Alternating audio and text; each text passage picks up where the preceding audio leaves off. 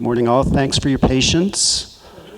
So, following from E's great talk on UMA and IRM, we're going to have a panel on IoT in a somewhat of the form of a debate between our panelists, hopefully contentious, hopefully thought-provoking. When I heard IoT panel, I was excited. I had visions of some smart home wall covering connected, but no, unfortunately. I did a little bit of research as to what makes a good panel. We need smart and opinionated panelists. I think we've achieved that. You'll be the opinionated for sure. Clearly, IoT is timely, and I would suggest interesting. We need a charming and engaging moderator. Well, 2 out of 3 ain't bad. So we are here. We'll do our best. So each of our panelists has 2 slides by which they can introduce themselves. So alphabetically, Daniel, you're the first. Okay. Great. I can click slides. Okay. So thanks for coming. Hopefully this is as contentious as desired. I am CN equals Daniel Headrick. That is my identity. My role, or in persona, is my role at General Electric. I am the executive director for enterprise architecture, responsible for a number of things related to identity and other big architecture projects. A couple of things about me. Not afraid of home automation, although it is still a work in progress. So it's interesting that we can talk about the identity of things, and yet we still can't get things to talk together. If I were stranded on an island, what would be my wearable? It would be my Garmin. I love it. It has a GPS, but I'm assuming that one of a couple of things are going to be available, either solar panels for energy, or maybe the Professor and Gilligan. And your quote, Ranjan?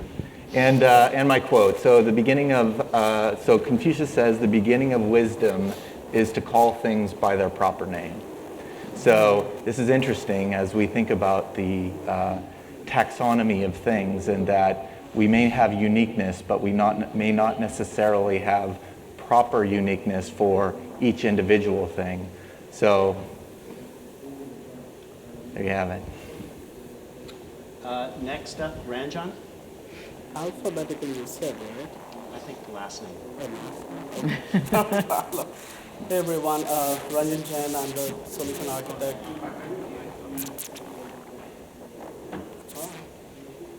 Try it. Can you hear me now? I don't have a mic either.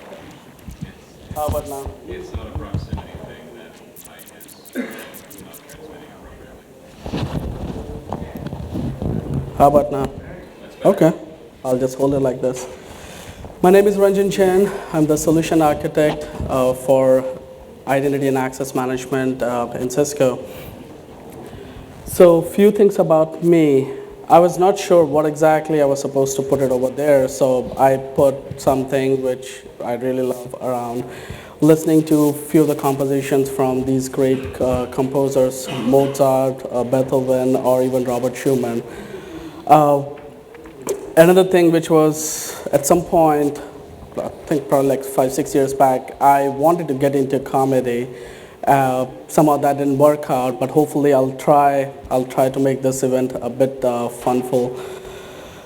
If I were stranded on a deserted island, I thought about it, but again, variable glass was my favorite, for at least for the reason that I could record most of the things on that island. But if I had all the resources, I would probably try to get a boat so that I can get out that island. But again, the code, the Internet of Everything will wake up everything you can imagine, which I think, as you all can imagine, anything that will get connected is going to start talking to the network, is going to start reacting to the environment. So that's my favorite one. All right. Yeah, so I went with my Twitter handles, although I was forced nearly at gunpoint last night to create a new one. I'm hesitant to say this in front of Paul, but it was Uma Girl. I was forced to create it because somebody else was going to create it first before me.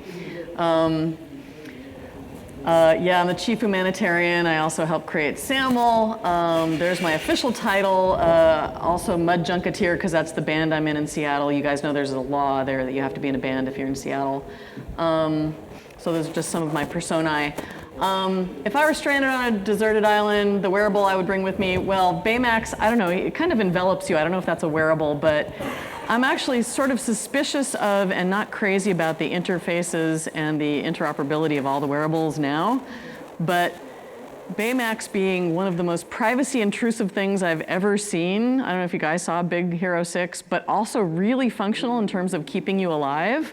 I thought that would be a really good choice. My pretentious quote was, "The door refused to open. It said 5 cents, please." It sounded smug. This is from a novel, Philip K. Dick is so wonderful, from 1969. This passage has been making the rounds for about a year now that the IoT economy is so hot. He basically predicted, devices that were not only sort of connected, but pretty much self-aware. And we've been joking in the UMA group for a while now that device-managed access is coming, where it's the primary owner of its own capabilities. So, you heard it here first, maybe.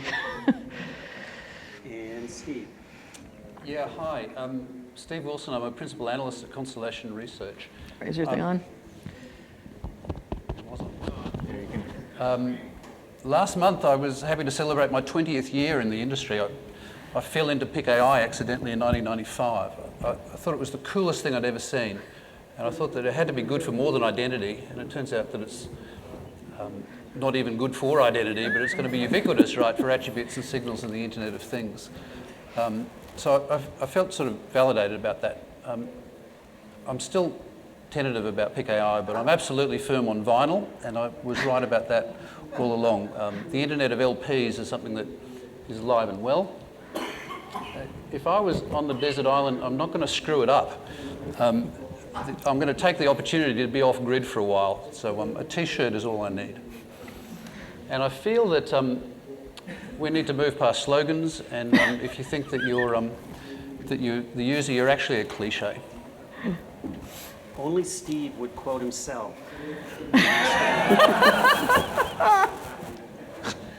So Steve was kind enough to send me this additional slide, the Internet of Thongs. So this was actually the second suggestion you had for a picture. Yeah, I did. Deemed inappropriate. I was reminded about how thong means something different, and when I Googled the images for thongs, I got an eyeful. But of course, the thong, the flip-flop in Australia is self-explanatory. You got an eyeful. He only stared at that screen for 2 hours. So what our panelists will debate today is this proposed assertion by me.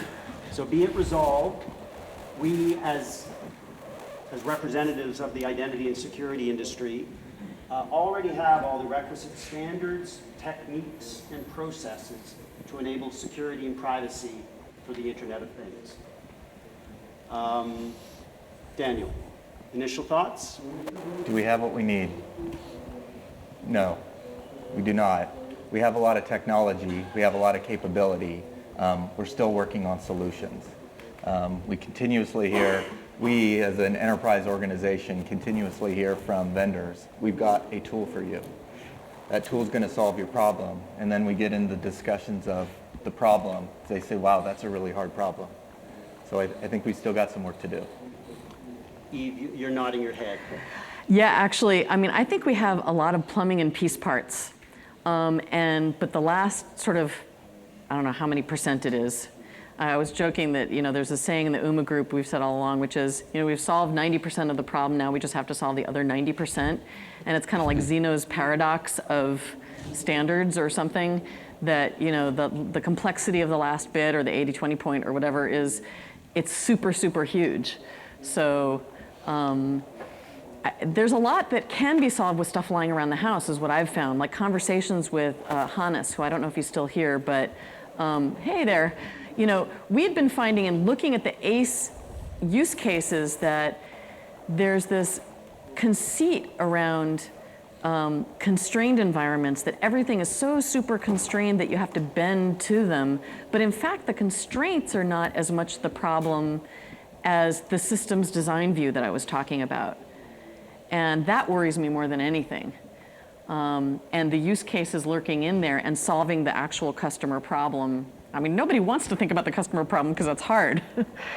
So to that point, in Hannes's talk yesterday on securing the IoT, he asserted that crypto was not an issue for things. So the often stated assertion that these things will not be able to do crypto just isn't valid in his assessment. Ranjan. So, crypto is needed. From standards perspective, I think we have the right standards. To me, it's the adoption of it, figuring out what the use cases are. Eve and the team has done a fantastic job in bringing UMA, but are we there yet to consume it? Do we have the use cases where we can say, this is how I'm going to pick this device and connect it with UMA and make it happen? But the example she gave right before this debate was around that car and finding the mileage and all of that. Yes, on paper it looks good, it's practical, but how much we can actually use it for rest of the smart devices? And to me now, I think we are in a very big transition in the industry where we have the standards, we don't know exactly how to use it. So what in Eve's use case do you not see applicable to other IoT use cases? To me, I think right now figuring out what the IoT use case is the key part of it. Once I know what the use case is, because everyone is talking about IoT, everyone is talking about the smart devices, but how do I take that device, the use case, and figure out where the standards are going to fit in? And there are machine to machine, machine to human, like you look at the Nest device or the Apple Watch, these are very different and unique use cases. There is no standard use case that we can apply all type of a standard. So how do we make it all happen? Look at the enterprises. Is a smart bulb a use case where I want to have my iPhone, manage my devices at home? That's a different use case than me managing my watch. I think it's interesting that you assert that we have the standards, we don't have the use cases. I think once we have the right use cases, that will determine. So I agree to Eve that we have the standards. Once we have the right use cases, there could be a chance that we may figure out that we may not even have the right standard. Okay. So I find a good standard always precedes the use cases. Sure.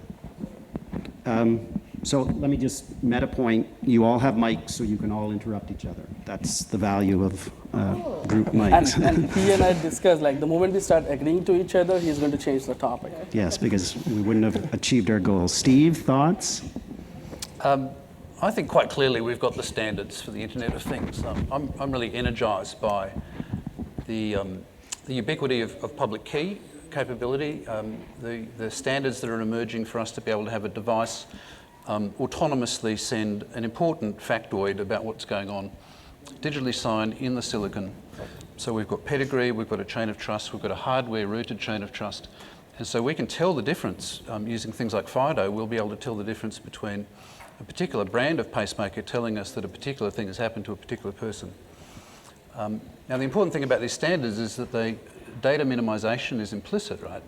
It's all about the attributes, not about the identity. And when we have a stack that's separating and decoupling identity from attributes, then we'll have data minimization, which brings me to privacy, because the guts of privacy is restraint. Now, what we don't have, I don't think that we've got that realization. I don't actually think that the identirati yet understand that it's all about the attributes and the signals. I think that we're still overcooking identity. I'm going to disagree there, just because. Well, I was going to use you as proof, so. First of all, I have this thing about attributes, because, identirati, we tend to obsess about attributes. And, one of the cool things that I've been talking about, one of the things I think is cool about OAuth that is completely drawing outside the lines of privacy as compliance. That is to say, all the privacy regulations around the world focus on this whole thing about PII and completely don't know what to do with an OAuth consent flow if it's about random access to an API that's about, I don't know, something else. You know, if it's not conceived of as attributes and PII, they kind of don't know what to do with it. Because, for example, a client could post data into an API. Well, okay, how is that PII, right? But it's an important thing for somebody's power and control over their own access to their stuff to say which client is authoritative to put stuff into which server. And that's just not, nobody in the privacy as compliance world even knows what to do with that fact. And I also disagree that minimization, meaning limiting collection, is gonna save us, because most IoT devices are about super duper collection. It's gonna have to be about controlling use. Right, well, and that's our choice. That is absolutely collection by design. And because my final point about whether we're ready for this or not goes to the fact that I don't think that technologists and technocrats in general get this about privacy, which is that it is about restraint. It's about data minimization. It's about the fact that when I get to know you, I should be restrained in what I do with that knowledge about you. Now, what we have in the name of innovation, especially in North America, is a free-for-all view. It's like the 1850s gold rush, where if we could find some stuff in the ground, we're going to dig it up and use it. Data is not a free-for-all. Data privacy is all about restraint. It's about saying that if I've come to know somebody through sensors, I'm just as obligated ethically to restrain what I do with that knowledge as if I had asked you directly. So, you know, if we can find out through algorithm and sensors that somebody has heart disease, we ought to be restrained in what we do with that knowledge. And so the ethical point, I heard this recently in New Zealand, that the ethical kind of vision that people have is that maybe in 10 or 20 years, technologists would no longer take information for their own than they would smoke at their desk. And I think that sort of ethical, in our guts, if we can have that ethical sense that data is not for us to monetize, but it's something to respect. So how do you reconcile your assertion that privacy is about minimizing what you collect, and your assertion that controlling what is posted to your API is privacy? I would see that almost as a security issue. I think it's a point in time problem as well, because we're in a situation where we're trying to define privacy for context that we haven't determined because we haven't collected the data yet. So we've got we have a chicken and egg problem around we will constrain the collection of data because we don't know what it is in any form and what the impact of it is. So we are a little bit ahead of ourselves in terms of how do we stop what we haven't found in the first place. Well, this is where, I mean, I'm going to be Uma-centric about this a little bit. I mean, if you give somebody the ability to control and constrain and remediate sharing of something that has a feed nature to it, then you give them the tools to have the right time for them to control the sharing. And that is a contextual improvement, right? And that's where, okay, I showed a share button way of doing that and a way to go to the central place to change it after. Those are two different ways to do that. There's lots of different ways to find the right contextual time. But the wrong time is at runtime pretty much, well, the most weak and disempowered time is when two other apps have decided to ask somebody for their stuff, and the person is like, I really, really want to use that service, so okay, right? Yes. So the way I see they have no context about the use of it then. I agree, and but Sorry, Dan. no, we're being contentious, right? So Oh, that's good, right? Do we get a cookie? So context and practicality are two different problems as well, in that if you give the user the ability to help use this context in making these decisions for collection, we're still debating about what that context means and the practicality of it. Give that in the hands of the end user and ask them to do something with it. We're still not having the practical discussions as it relates to how do you make people understand these things when we're still talking about it technically. So Eve, in your prior talk, you talked about UMA's support for sort of a dynamic, proactively reaching out at runtime to get user consent. It reminded me of Liberty's interaction service. That, like every other part of Liberty, went nowhere. But that ability to not necessarily collect every consent at the very start. Yep. Yeah, so I mean, so UMA doesn't have an official way to do that access approval flow, the after the fact, but you could easily hook up Twilio or whatever to your application at the value add layer. And that's where I think, Liberty tried to sort of do it all itself in the era of SOAP. So, now we have other things lying around the house that are easier. But the other thing, there's a way that you could do an UMA flow that is synchronous. If the requesting party, if you guys recall, there's a requesting party that has the opportunity to be autonomous with respect to Alice. So that's Alice to Bob sharing. If the requesting party is also Alice, that is to say the requesting party equals the resource owner, there's a flow that you can imagine that is synchronous that essentially simulates OAuth, or even better than OAuth today flows. And so what you end up with is an opportunity if Alice got to choose her authorization server. So this is, imagine an ecosystem where she got to choose uProtect, whatever, run by her university. That's making a lot of assumptions about things we don't do today.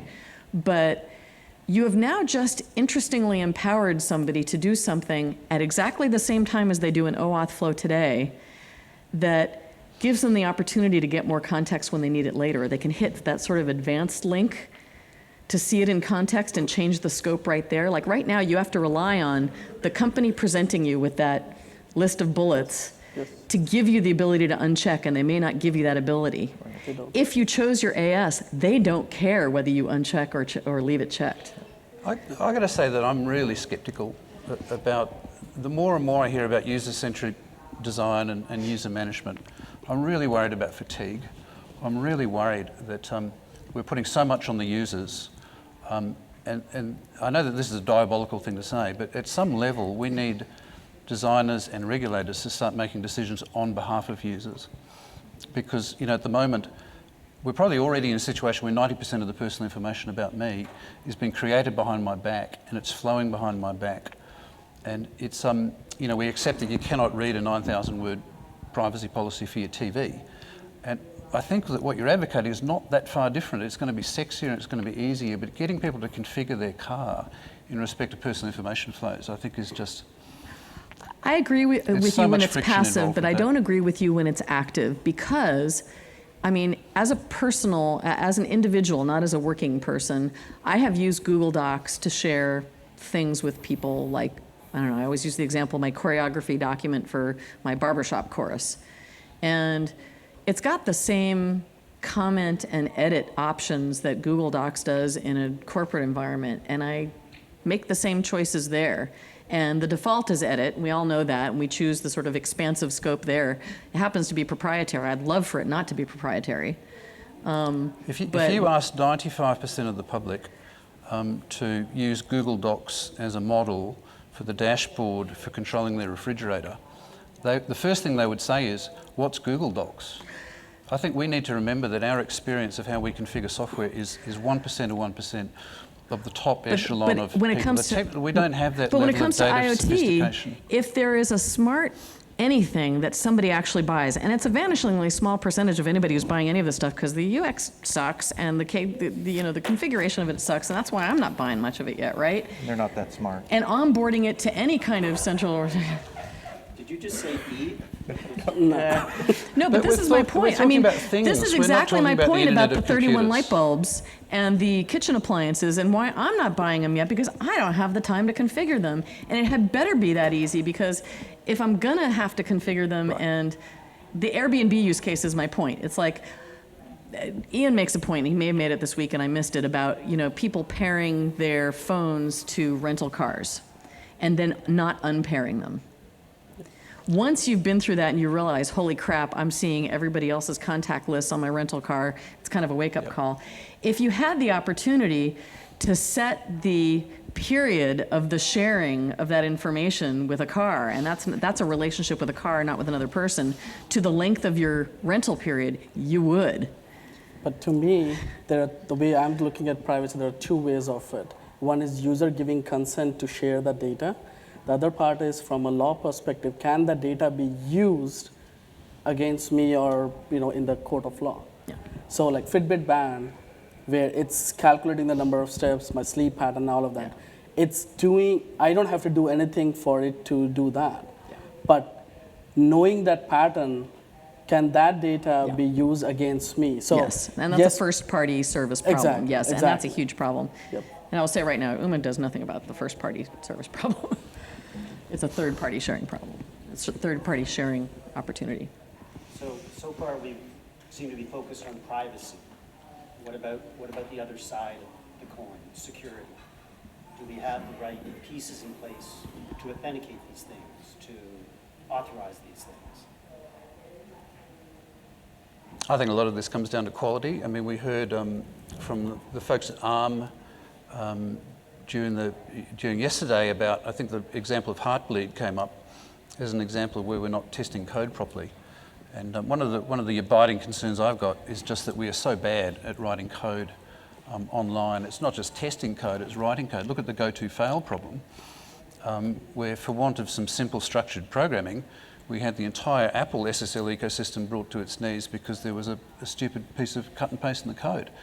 So I think that we are almost at a crisis point where if we can't even protect databases of credit card numbers, we can't even write structured code without having these stupid go-to-fail problems. And we're about to unleash software across light bulbs. And the problem there is that we're talking about the Internet of Things. We're not talking about the Internet of Computers. And we've got a big public crisis about to unfold when things that were never computers, like light bulbs, are going to start behaving like computers. And the concept of a refrigerator blue screening is so deeply offensive. Yep. And yet it's going to happen. And we're not doing a damn thing to stop it. Somebody's tweeting that, right? And I think there is a convergence of privacy and security as it relates to the way in which we're going to get to contextual authentication or authorization of things. So we've got a competing privacy versus security problem if we're going to use analytics and the ability to use data to protect these things from themselves. These things do come in hand.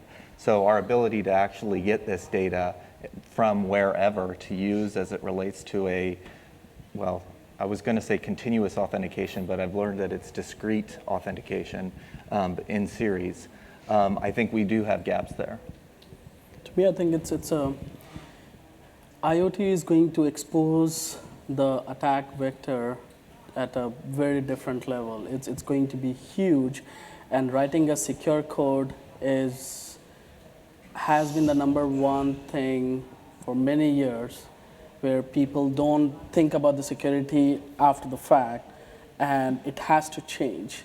If we don't write a secure code for a bulb, for a refrigerator, it's going to create a big mess in terms of my refrigerator sending a spam email or Which has happened. I which mean, has 2 already years happened, ago it exactly. happened. That's already happened. So Question up there. 750,000 of them. 750,000, exactly. So I think the mindset needs to change from a development standpoint that it has, and especially when people are doing development for the things, they have to be extra cautious around how they do the development. Brett, you wanted to? It's not, but But go try ahead. and be flexible. No, we can stray from my carefully planned. Two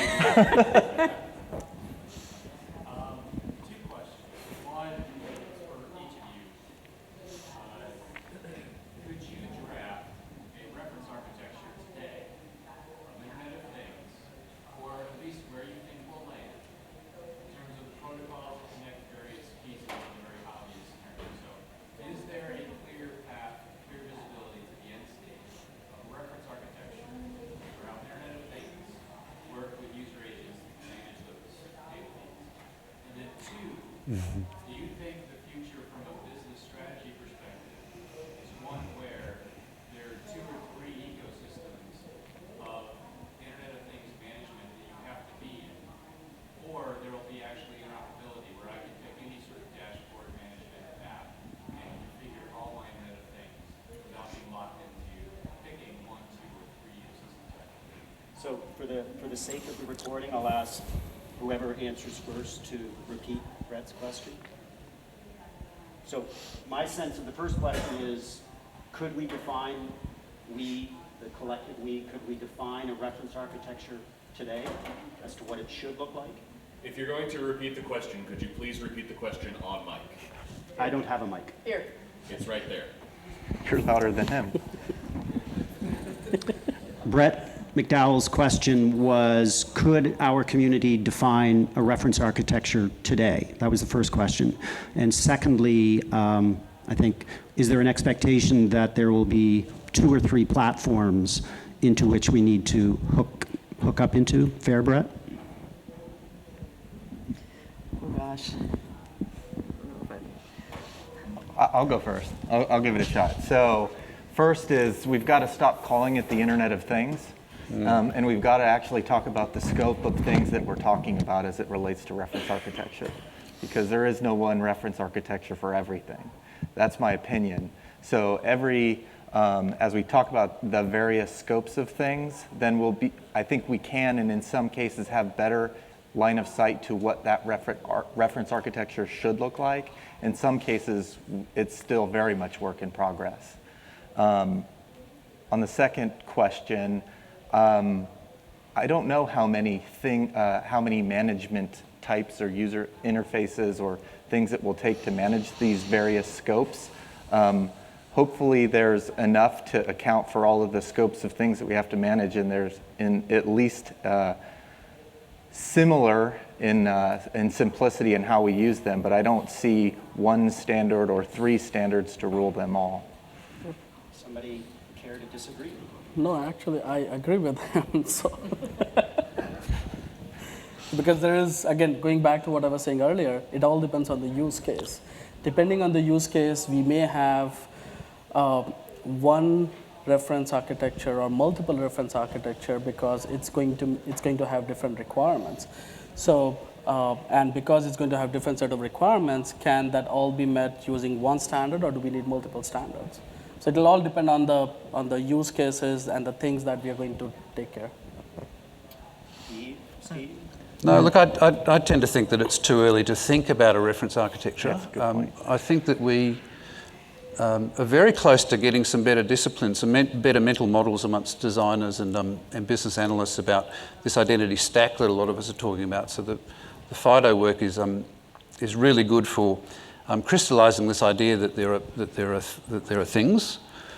Most of them are like public key enabled now. There's security in the silicon, then there's layers and layers of signals and attributes. And I don't want to overcook what we call. I think that attributes are loaded words, so I apologise for using it with baggage. But there are things that you need to know about people in the authentication layer. Then there's an identity layer. Then there's a relationship and an apps layer, and that is now becoming clearer. If we could start to encourage people to be using the tools at that attribute and authentication level to start sending signals around about devices and what devices are doing, and by extension what people are doing as they work devices, then we might actually get some organic development about use cases. This is not going to be a top-down analysis.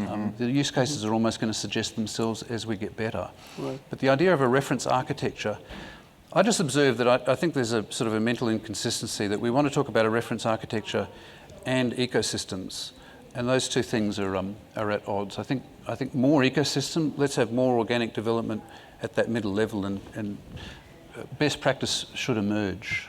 The only thing I would add is that from last year's Cloud Identity Summit to this year, I mean, last year we were going, like George Fletcher, for example, was saying, what if there was this garage door opener that was smart and this and that, and we're just starting to get our heads around these fundamental use cases, and a lot of water went under the bridge. And this year, and I've been working with folks in my company, and everybody went off and worked on a bunch of things, and OAuth for devices became obvious, and the flows became obvious, and a year later, I think get a lot of it. In the same way, a long time ago I started calling this, the identity singularity, and there's sort of this singularity phenomenon where everything just gets faster and faster. And I feel like we have we have a good understanding under our belts of a lot of the security and privacy implications of this new world. This, what I think of as the IoT economy, in the same way that we had this API economy. And in fact, no doubt about it in my mind, the reason that 2014 was the year of IoT was totally because of the API economy. It was because RESTful APIs and web APIs became a thing you could use with things that were net connected. So to me, the huge power of all of this was that you could use web tools with what was an exclusively machine-to-machine embedded world, and that was the exciting part of it. So I don't want to sort of say, oh, 100% of it all has to emerge, because I think a lot just did emerge in the last 9 months, 12 months. Huge amounts of it. I mean, this notion of doing that pairing thing that I was illustrating and having that pattern of an OAuth token that represents not an app but a device is obvious and powerful and gets you a lot of good stuff. And that's like step one.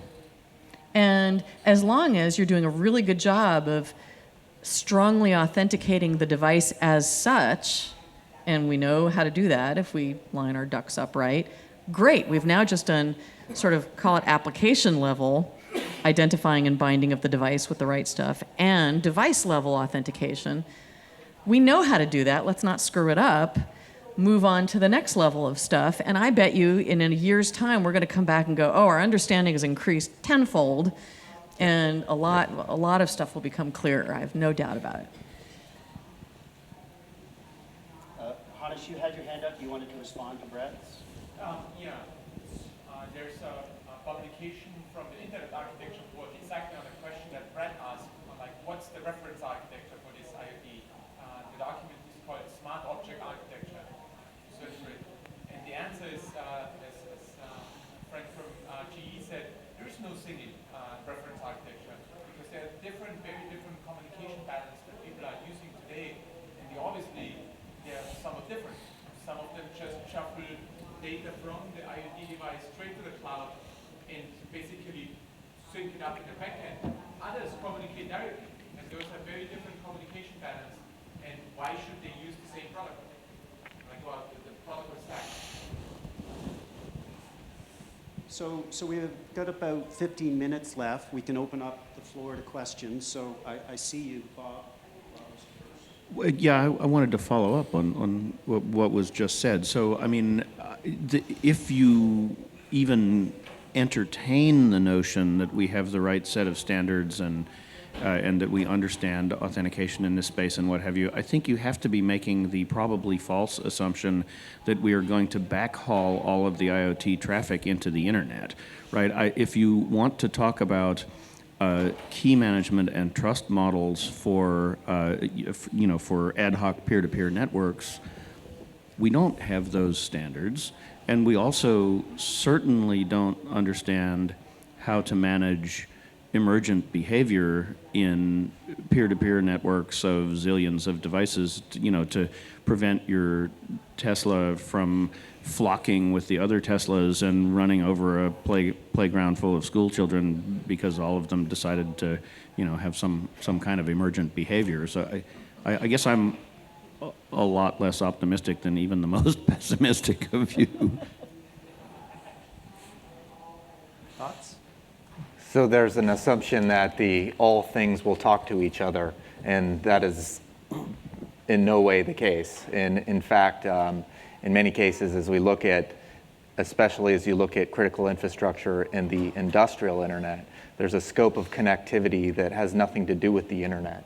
But there is a couple of things in common, however, though. APIs are in common as it relates to how things talk to each other, where they are on peer-to-peer networks and in very specific isolated networks. It may be industrial protocols, though, however, where those things don't work together. So there are patterns that exist within those things that still can be leveraged.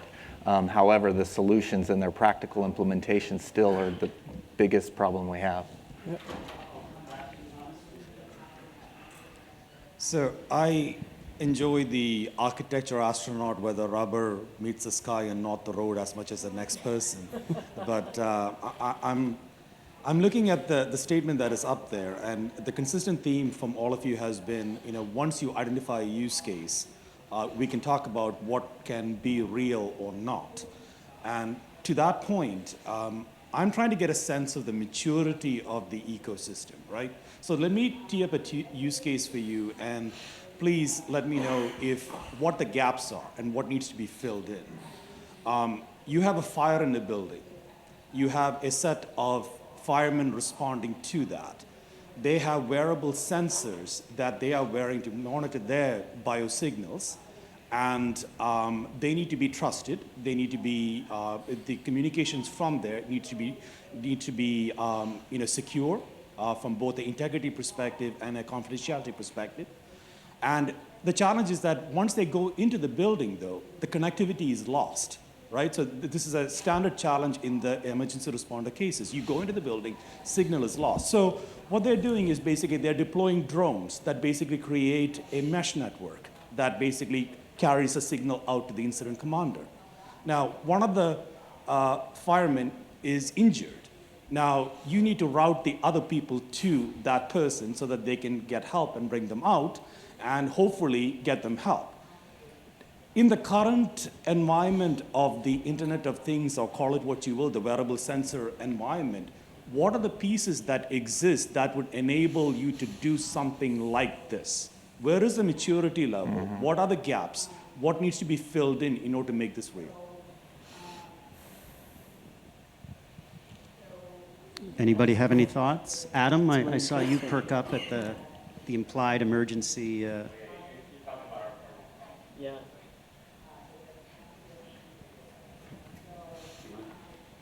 Respond? So I appreciate the use case. It's something dear to my heart. We're solving these problems today, but we are able to do maybe I think Daniel alluded to this. It's closed ecosystems. So they are APIs. We are using OAuth flows. We're using apps flows. Each one of these APIs will have to be able to identify the responder. So what we're doing with the wearables, and we are looking at the heart rate sensors, is when they first log on, there'll be a wearable hub on them that will begin to communicate this to the back end. And we are definitely looking at things like drones and command vans that can go out with, amped up, RF signals that can communicate. I think that's probably an easier case because we are a community of interest, and so maybe that's where this all goes, and each community of interest is going to solve it. I don't know if that answers your question. But. So it answers that there is interest to solve the problem. It answers that there are some specific technologies that will potentially enable that. But I'm kind of interested in basically what are the challenges? You're tackling the problem. What are the problems that you're encountering from the perspective of making all the comms happen? What are the actual challenges, and what are the things that our esteemed panelists are talking about as far as managing the communication flows between the consent, permission, and things of that nature? What are any of those even relevant to this particular use case or what you're trying to solve? The number one use case in emergency first response is going very traditional LMR sense, right? You can't get the back end off the site, site communication. You can't just site goes down the radio or start talking directly to each other. And as we become more and more interconnected, that's voice is a simple use case. That's the big. You're asking what the challenge is, and what can you do with it and what are the credentials? The assertions work great.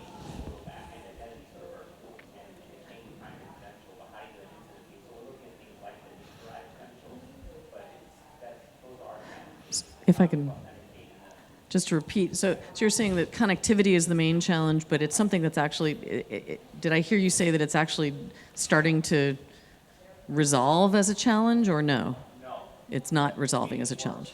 It's getting worse as a challenge. Because when we solved this the first time, it was voice, and literally our radios talk directly to each other, and now we're and it wasn't what they before.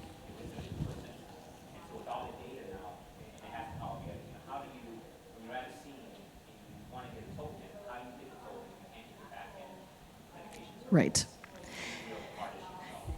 And that goes to the kind of that last slide that I was showing is like web technologies. We're sort of perfectly comfortable assuming like connectivity is the last of our worries, right? And we just sort of assume you can make a call at runtime to do whatever you need to do.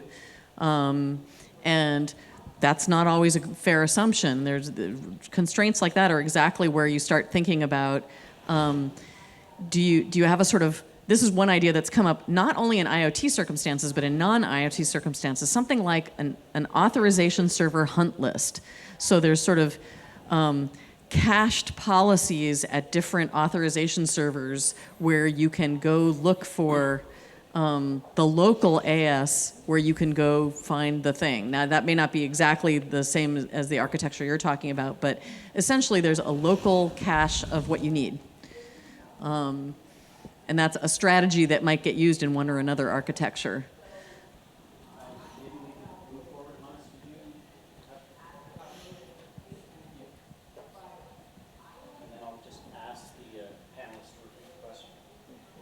Yeah, but I just wanted to respond to the comment earlier about sort of the mesh networking side of things. And it's of course a more sophisticated approach, and there's some radio technologies that specifically support that. But there are also standards to actually deal with those. To do authentication, there's mesh networks. Just to give you two examples. If you use a 15.4 radio, the Zigbee radio, you have a Zigbee Alliance who created the Zigbee IP as a standard. Or if you like a more recent attempt for the same radio thread, and that sort of has security mechanisms in there to actually authenticate and authorize the entities who join the network, the mesh network, to have the communication over the network to discover different local services and so on. So there are standards available even for those more complicated peer-to-peer environments. At very small scale. And as we think about the scale in which we're talking about, I just want to agree with Bob in some respect in that I think one of the things that gets lost, especially because we're at an identity conference, is that we're talking about a small subset of the problems that we're trying to solve as it relates to this entire scope. Right. But this really does go all the way through the OSI model and from every other process and regulatory problem that we have to deal with. So if you bring all of these things together from a maturity model perspective, we're minus on the scale. So we've got a lot of work to do. But on a scale side of things, for example, here in this room, if you want to connect the lights, it makes sense to have sort of peer-to-peer communication between the lights, but it may not be useful to actually have them communicate with everything in the city, peer-to-peer fashion, but instead then introduce some form of hierarchy there for good reasons. So like, why did that light bulb need to talk to the street lamp on the other side of this city? But that's kind of heresy in some circles to not take the opportunity to connect everything to everything. It's almost axiomatic for some people that we are, and I agree with you, I mean, I'm being rhetorical, but it's axiomatic in some places, probably in the name of innovation.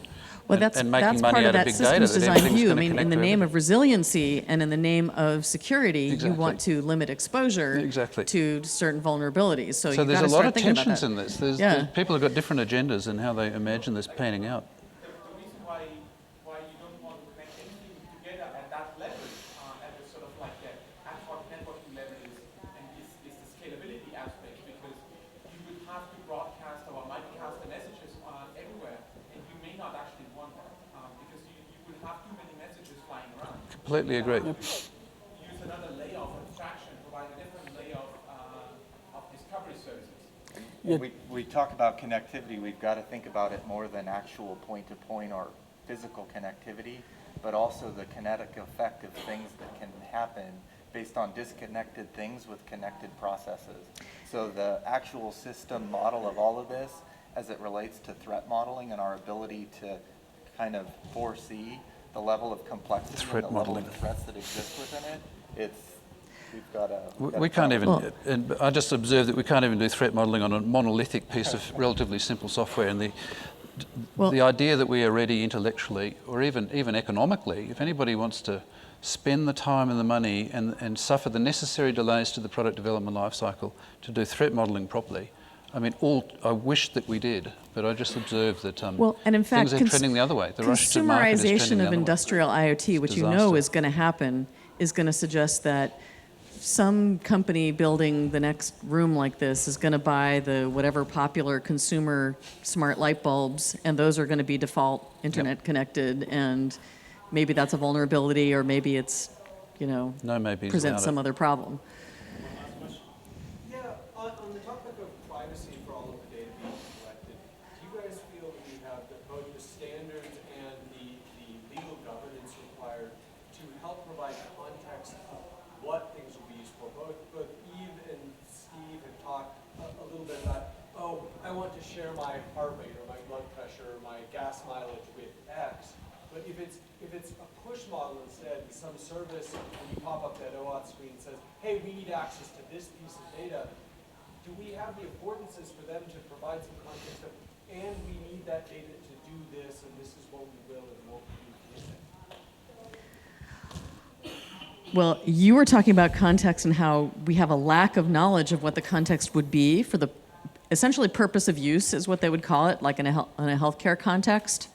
And sometimes you don't know why they want it, and sometimes the company doesn't know why they want it at that point. And the reason why they over-ask for stuff, and why they over-ask, if you look at their terms of service for purposes of use, is because they don't know how to get a hold of you later to ask for more purposes. Maybe the standard needs to provide an affordance for getting.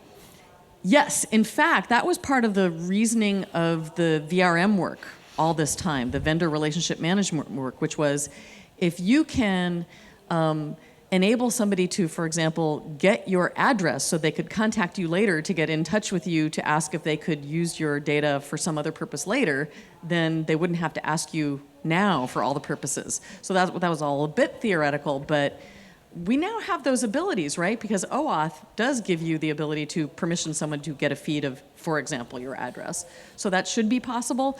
But in the case of the pull model, which OAuth kind of is now, the purpose is nowhere kind of in it, really. I mean, they can tell you in the bullet that says what the scope means, the purpose, but... But isn't the bullet, the scope, driven by the entity that already has the data? They say, we will give you access to your blood pressure. Yes. There's no way for the requesting party to Yes. say what. I would love to talk to you offline about this before we run totally out of time, but there's some interesting ways that you could standardize on purposes of use along with scopes. And one of becoming my favorite topics for future standardization, and the Hart Group is going to touch on this, is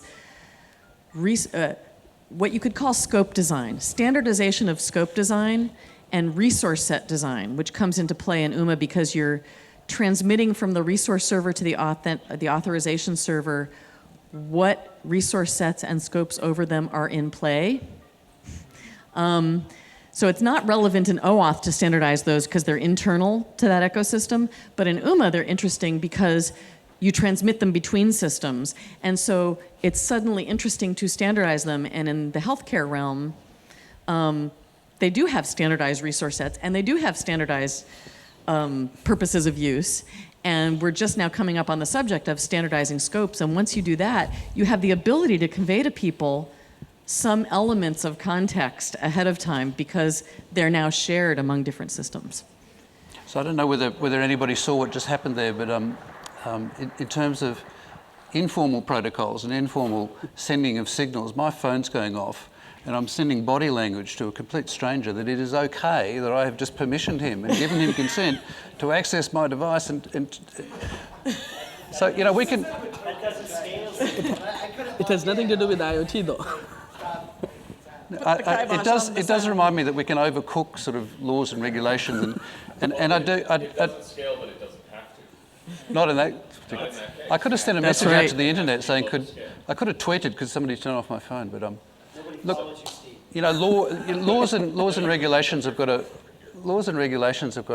bad rap, and Eve noted before with some scepticism that the EU regulations about cookies don't seem to have changed anything for privacy. But Bob and I last night observed a classic piece of Californian regulation where there is a sign, in fact, artfully made out of mosaic tiles on the side of a hot tub that's barely 2 metres wide, and the sign reads, "No diving."